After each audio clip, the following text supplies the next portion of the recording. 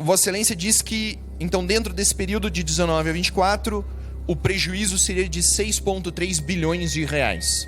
Eu gostaria de saber se nesse período o senhor tem a ideia do número de vítimas. Isso é um dado importante.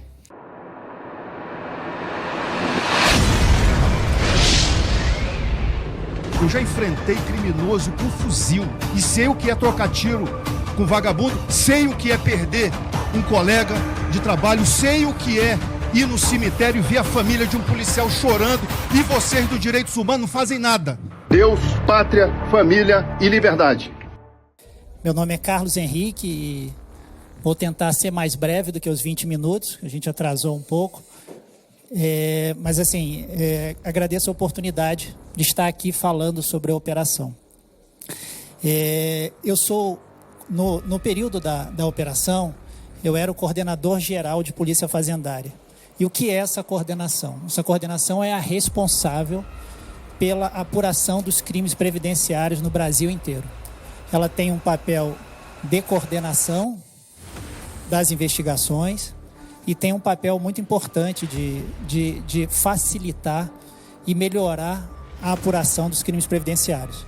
A Polícia Federal tem uma divisão de repressão a crimes previdenciários, então nós temos uma delegacia em cada unidade da federação que tem uma especialização no combate aos crimes previdenciários.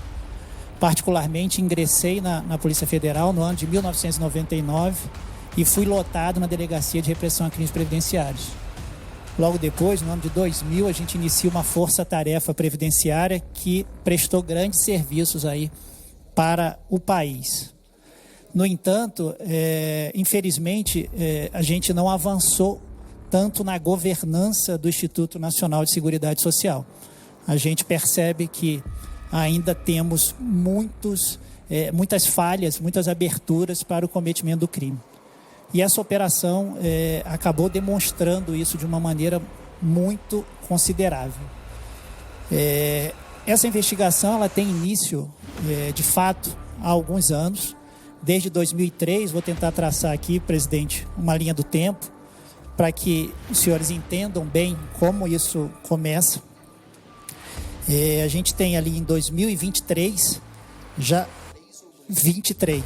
maio de 2023, a gente tem os primeiros inquéritos chegando à Polícia Federal. E, obviamente, quando a gente fala de inquéritos de 2023, os fatos são pretéritos, né? Muitas vezes eles demoram, às vezes anos, passam por uma auditoria do INSS, vão para o Ministério Público, muitas vezes percorrem um caminho que atrasa e muitas vezes inviabiliza a investigação, né? Porque a investigação, para ser bem feita, ela tem que estar muito próxima dos fatos, né? Para a gente conseguir fazer a reprodução, conseguir elementos de prova em relação a essas provas, a esses fatos. No primeiro momento, a gente tem algumas informações, alguns poucos inquéritos esparsos e alguns colegas, inclusive, declinam desses inquéritos para a Polícia Civil, porque eles achavam que a atribuição não seria da Polícia Federal, porque no entendimento dos colegas, e aí é importante a gente ter uma fotografia pequena, né? Não vamos pensar no que nós já sabemos hoje dessa fraude. O colega acha que o prejuízo aí é do segurado, que foi ludibriado por uma associação. Não se via, né, a Previdência como vítima. Então, muitos colegas mandam isso para a Polícia Civil nos primeiros casos. A gente tem um primeiro caso lá em Santos, em 2023. Posteriormente, e isso é a gênese e foi muito importante, em dezembro de 2023, a gente tem uma matéria no veículo Metrópolis, né? Enfim, é uma matéria muito profunda, rica, que mostra um quadro muito maior de fraudes. Em fevereiro de 2024, a gente recebe uma outra notícia-crime, e aí com mais embasamento, com mais informações, e aí a gente já tinha as matérias do Metrópolis, e aí a coordenação verifica que a gente está diante de um caso especial, de um caso que demanda um tratamento especial. Até então, nós não tínhamos dimensão do tamanho dessa fraude.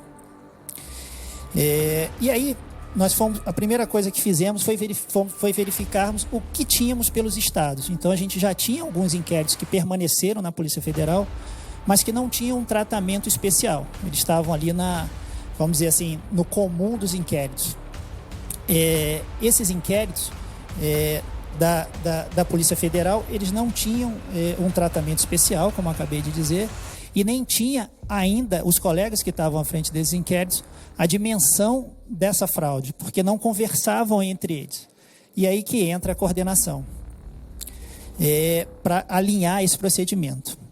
Em junho de 2024, a gente recebe uma informação da CGU, e aí é um ponto de virada muito importante.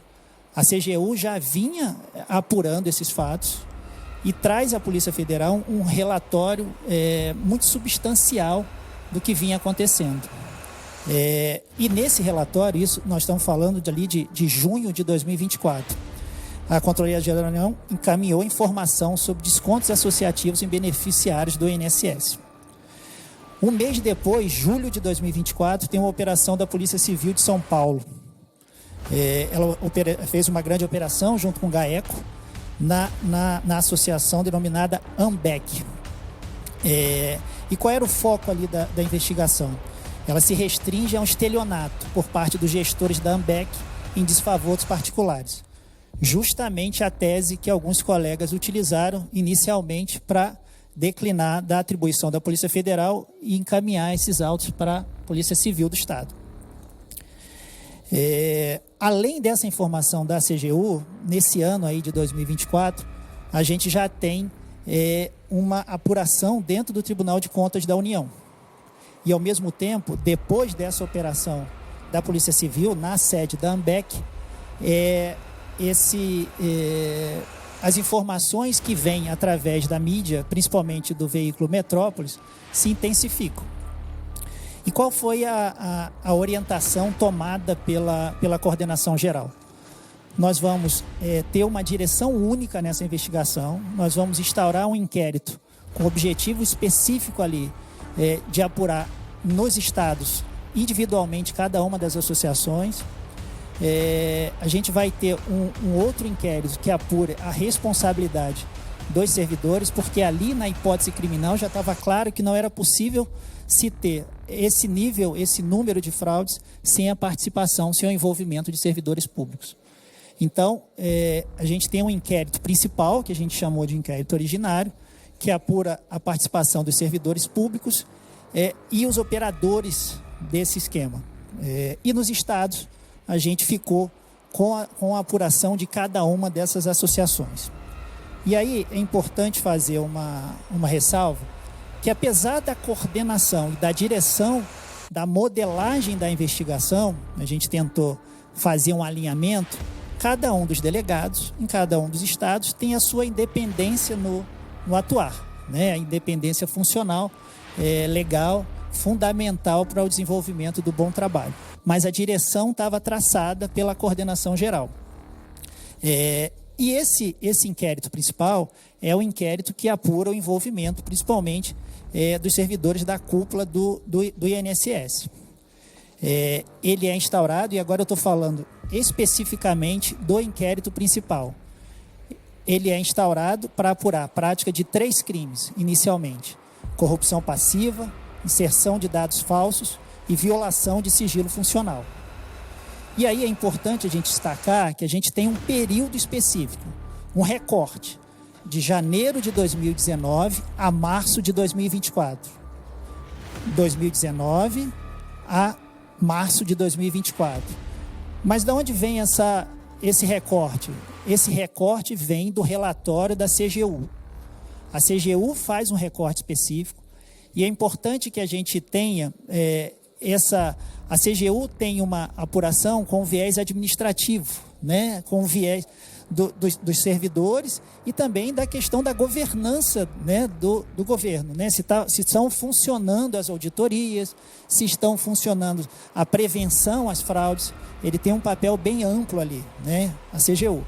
E esse relatório da CGU, ele é um relatório muito rico. Por que ele é muito rico? Porque ele é feito ostensivamente. A CGU bate a porta do INSS e pergunta: INSS, quais foram as medidas que os senhores tomaram para evitar essa fraude? Por quê? E a gente está falando aí já de 23 para 24, quando os jornais já estão noticiando esses fatos. E a própria auditoria do INSS tinha feito uma série de recomendações de mudança no atuar do Instituto, e isso fica muito claro para a CGU. Esse recorte de janeiro de 2019 a março de 2024, a gente está falando de um volume, no relatório inicial, de 4.281.352.711.083 centavos. Isso depois aumenta um pouco no próprio relatório complementar que a CGU faz e passa para 6,3 bilhões de reais. E assim, o recorte é importante, gente. Por quê? Porque a gente tem que ter foco na investigação. A gente tem que ter um objetivo delimitado. O que faz? Quantas associações? A gente tem cerca de 30. Por que são 11 entidades que são escolhidas para a CGU, pela CGU? Essas 11 entidades foi um critério técnico, elas representam 90% dos descontos associativos. Foi um trabalho assim, árduo da CGU. A CGU foi a campo nas 27 unidades da federação, ouviu bastante gente, em cada estado era uma média de 50, 52 pessoas.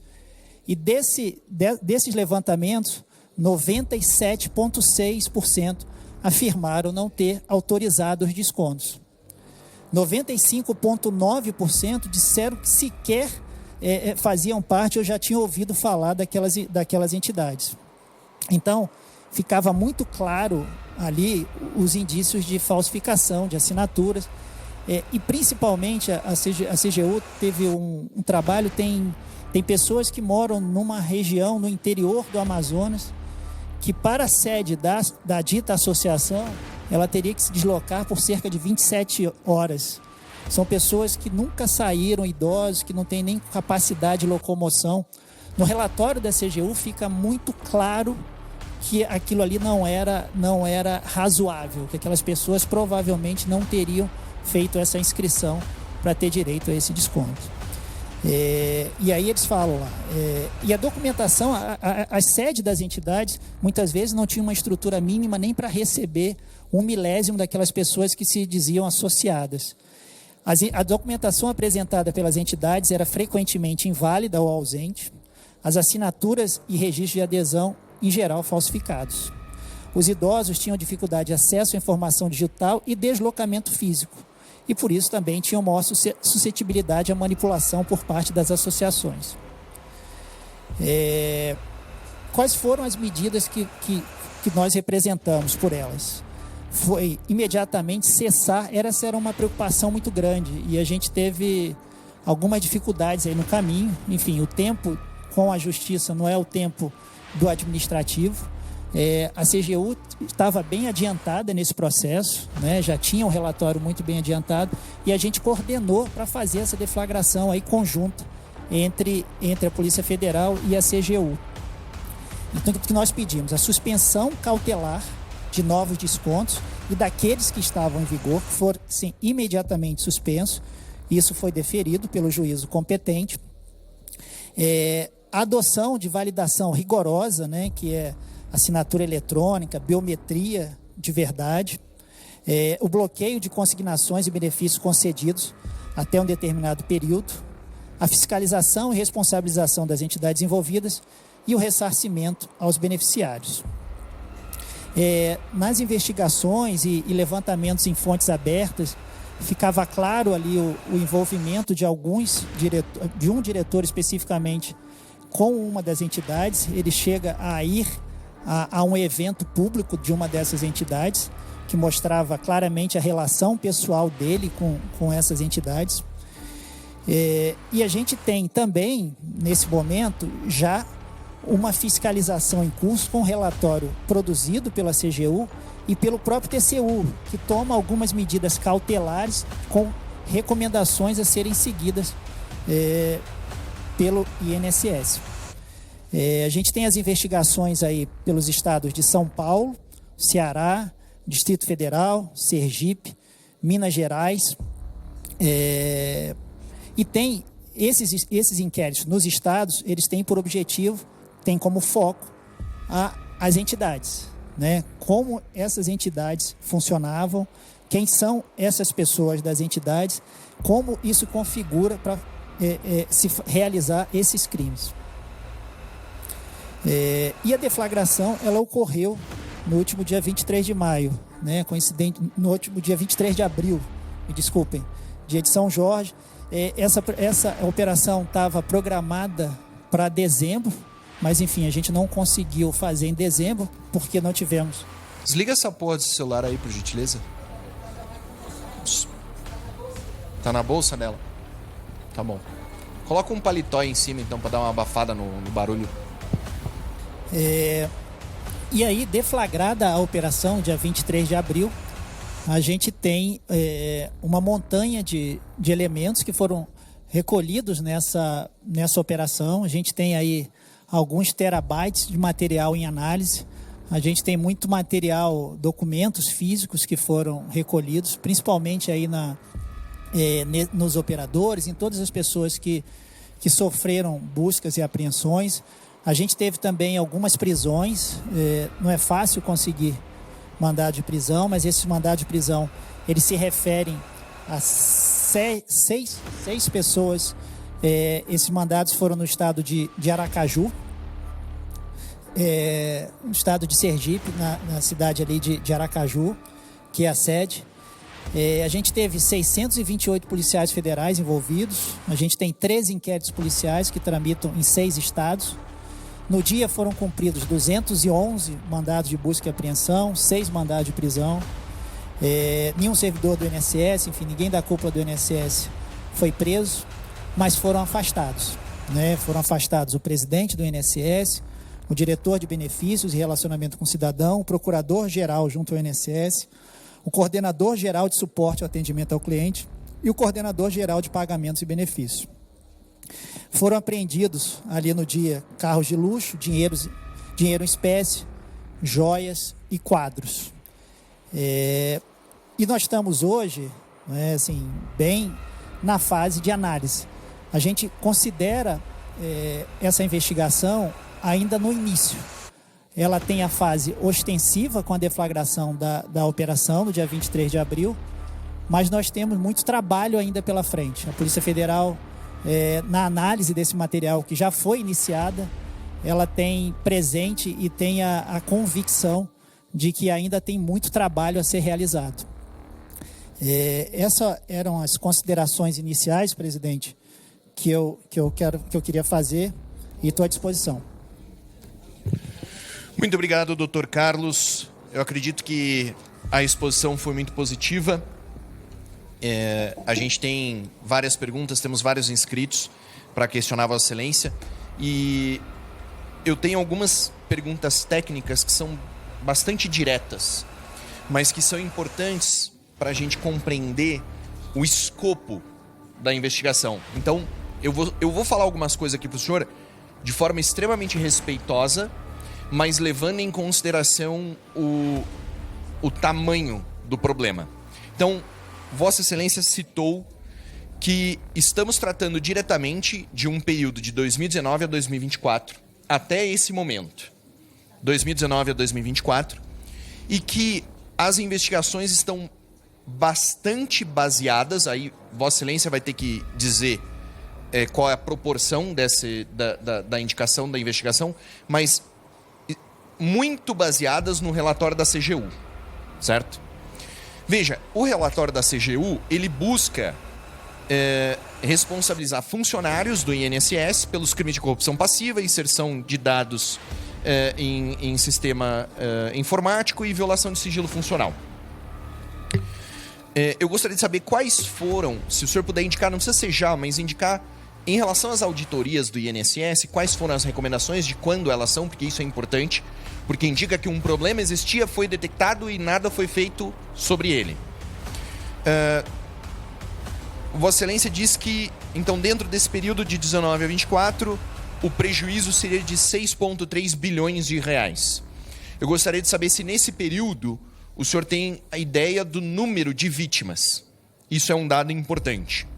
O senhor menciona que hoje existem 30 associações, que seriam as associações que poderiam praticar esse tipo de fraude, mas que dentro do relatório da CGU estão incluídas 11 entidades, que são responsáveis por 90% dos descontos. Esses descontos são... e aqui a gente pode ter um problema muito grave, porque o senhor diz que 11% das entidades são responsáveis pelos descontos. 90% dos descontos. Ou seja, 10% dos descontos são de outras entidades, que nós ainda não conhecemos. Mas que pode ser ainda maior porque não se tem uma ideia do universo completo dos descontos que foram realizados. Essa informação nós não temos. Eu vou focar aqui em alguns pontos bem específicos que são importantes para a gente compreender o tamanho do problema.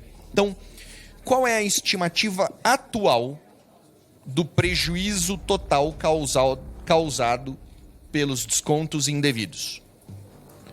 Quantos beneficiários do INSS foram identificados como vítimas? Qual o percentual dos valores desviados que a Polícia Federal estima ser possível recuperar?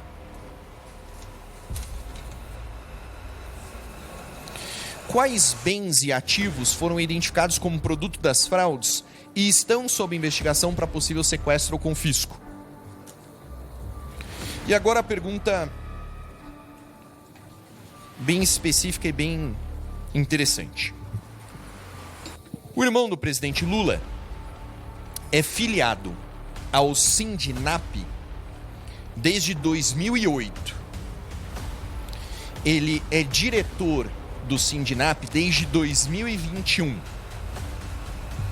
E ele é vice-presidente desde agosto de 2023. O faturamento do Sindinap em 2021 foi de 41 milhões. E em 2023 de 149 milhões.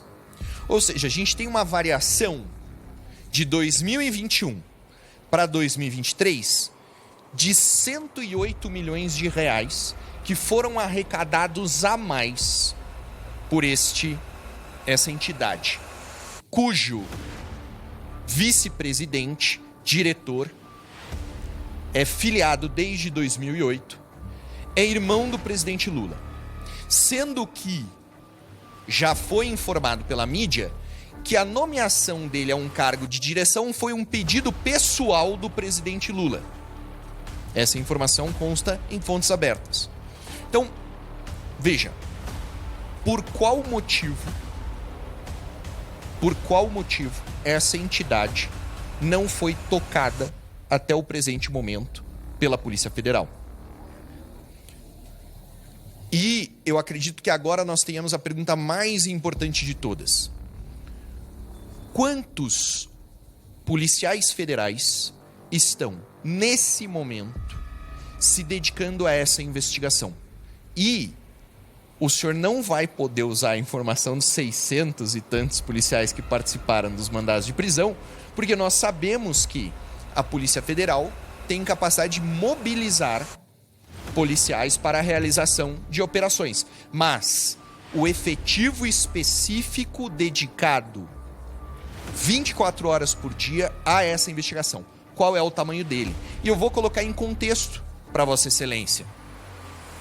Hoje tramita nessa casa um projeto de emenda à Constituição que amplia a competência da Justiça Federal para investigar todos os crimes praticados por organização criminosa, para investigar todos os crimes praticados por milícias.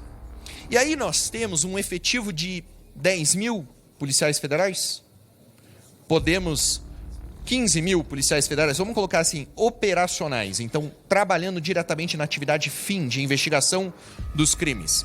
Vamos colocar 10 mil? Não sabemos precisar, mas vamos colocar 10 mil. Para o Brasil inteiro.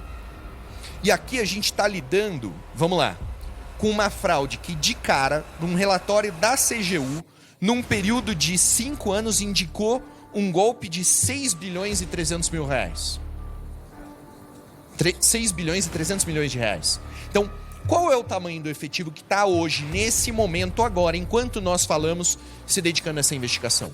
porque aqui eu acho que a gente tem um problema verdadeiro em relação à capacidade da Polícia Federal, e eu não estou falando da capacidade técnica, mas falando da capacidade de mobilização para investigação, para tocar esse assunto. Então, se Vossa Excelência quiser, eu posso lhe passar aqui as perguntas anotadas para a gente facilitar, mas esses seriam meus questionamentos iniciais. Obrigado, presidente. Eu vou tentar atender a todas as suas perguntas, começando pelo relatório da CGU. O relatório da CGU, ele é um norte importante, principalmente para esse inquérito principal. Mas nós temos outras fontes. A gente tem o TCU, a gente tem as próprias requisições dos estados, dos inquéritos que tramitam pelos estados. Alguns vêm do Ministério Público Federal, alguns vêm de notícia crimes de particulares. Então a gente está falando aqui de uma gama grande de fontes de informações, né, que levaram à instauração desses inquéritos pelos estados. A parte ostensiva, vamos dizer assim, do trabalho da CGU, ela se inicia muito antes do trabalho da Polícia Federal, né? E a imprensa noticia essas fraudes em momentos muito anteriores. E a auditoria do INSS faz algumas recomendações que a presidência do INSS, no primeiro momento, ela afirma estar cumprindo para melhorar a governança, para melhorar a efetividade do controle desses descontos associativos. O próprio INSS diz que vai passar a exigir a biometria. E aí a gente está falando de algo que já é público. No meio do caminho, algumas dessas regras que o próprio INSS estabelece não são cumpridas pelo INSS. Então, assim, isso é muito importante. A gente tem 30 associações e 11 entidades representam 90%. É importante ressaltar aquilo que eu falei anteriormente. A gente está no início da investigação. Nós teremos ainda várias investigações. A gente terá apuração de outras entidades, certamente, até porque é um campo que se vislumbra muito maior do que nós tínhamos inicialmente. Mas por que o relatório da CGU é tão importante e ele é a base principal? Porque ele mostra que a hipótese criminal que é perseguida ali pelas autoridades policiais, ela existe e está clara. E isso, presidente, é importante esclarecer, deputados, que é uma praxe no atuar da Polícia Federal. A Polícia Federal ela trabalha muito com a CGU. A Polícia Federal, nas investigações de crime contra a corrupção, de lavagem de dinheiro, enfim, nas investigações de prefeituras, isso é muito comum. A apuração da Polícia Federal ter uma base no relatório de apuração da CGU. Obviamente, isso não é o único elemento da investigação. Esses elementos são corroborados por outras provas, por outras cautelares normalmente. Eu não sei lhe dizer precisamente alguma dessas informações, quantos associados, o que é possível recuperar. No dia da deflagração, nós fizemos o sequestro de muitos bens, carros de luxo, pedimos sequestro de contas bancárias. O que a gente percebeu ainda na investigação, durante a análise inicial na investigação, é que esses valores que na transferências, eles não passavam muito tempo nas contas dessas empresas. Normalmente, eles eram diluídos ali rapidamente. Em relação à pergunta de número de policiais federais, eu posso lhe dizer assim, que nós temos o número mais do que suficiente para fazer o que a gente está fazendo hoje.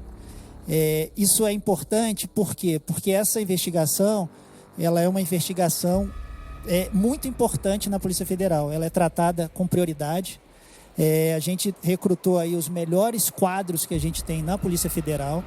E a Polícia Federal trabalha assim, a gente tem um efetivo pequeno, mas os policiais especializados e os melhores policiais do Brasil estão hoje debruçados sobre esse material que foi apreendido. Eu não saberia lhe precisar esse número, Mas, assim, eu posso lhe afirmar que é um número suficiente. E a gente tem uma programação, inclusive, dessa análise dos documentos. A gente tem, certamente, muito mais trabalho pela frente. E isso está sendo muito bem cuidado. É muito tranquilo para eu falar sobre isso, deputado, porque eu fiz isso. Né? Eu hoje não estou mais à frente da coordenação. Dr. Alves, aqui presente, é a pessoa que está à frente. Mas, ainda quando eu estava lá, ele me ajudou em nós recrutarmos os melhores policiais do Brasil para participar dessa operação. Essa é uma operação muito cara, muito importante para a Polícia Federal. Em relação a determinadas questões, enfim, o irmão do presidente Lula, quando que ele entrou, esses fatos, eles estão em um determinado inquérito que corre em São Paulo. Eu não tenho detalhes e não tenho de verdade, porque eu era o coordenador. Eu tenho um panorama dessas investigações, eu tenho a base principal dessas investigações, mas não tenho os detalhes. Então, não posso lhe responder especificamente sobre isso.